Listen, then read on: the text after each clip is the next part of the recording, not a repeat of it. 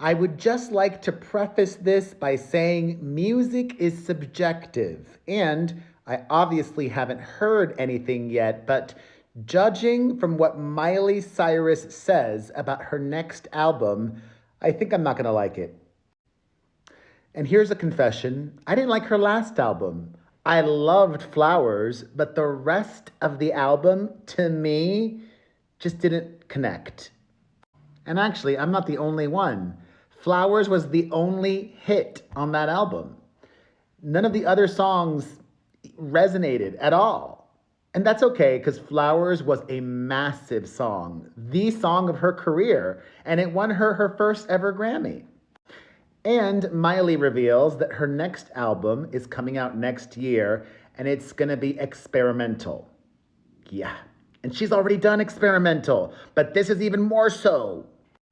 Remember Miley Cyrus and her Dead Pets? Yeah, that album was just bad. Bad, in my opinion.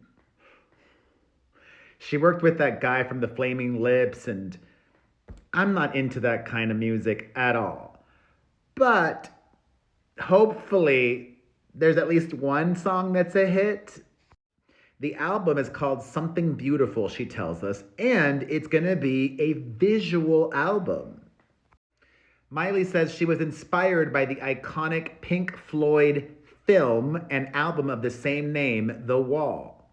She explains, "My idea was making The Wall, but with a better wardrobe and more glamorous and filled with pop culture." One of the producers that worked with Miley on Something Beautiful, that's the name of the album and the first single, says, quote, "The album is more experimental than anything she's ever done, but in a pop way that I love."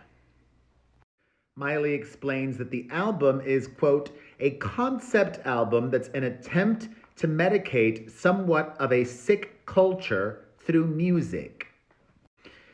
Horror film director Panos Cosmatos has been tapped to direct all of the videos for the songs on the album.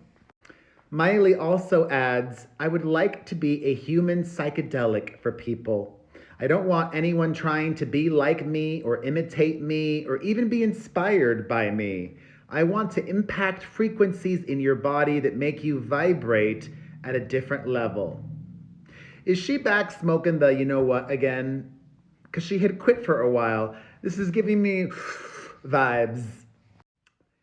Getting a little bit more into detail, Miley says, "The visual component of this is the driving sound. It was important for me that every song has these healing sound properties. The songs, whether they're about destruction or heartbreak or death, they're presented in a way that is beautiful, because the nastiest times of our life do have a point of beauty.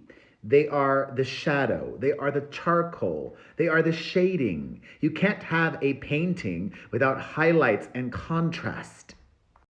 But don't worry, she says the vibe is hypnotizing and glamorous.